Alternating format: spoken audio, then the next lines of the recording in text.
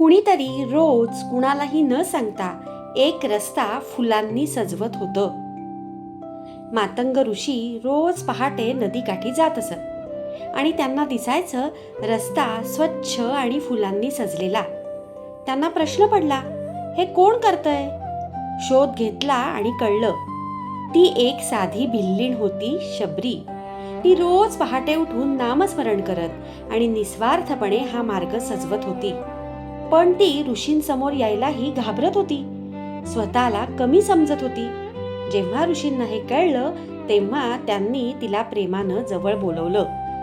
म्हणून समर्थ रामदास म्हणतात, नवेचे कदा ग्रंथीचे अर्थ काही, मुखे नाम उच्चारिता कष्ट नाही. महाघोर संसार शत्रू जिणावा, प्रभाते मनी राम चिंतित जावा. श्रीराम. देवाचं नाव आणि निस्वार्थ सेवा यासाठी मोठेपणा लागत नाही, फक्त श्रद्धा लागते. म्हणून प्रभाते मनी राम चिंतित जावा.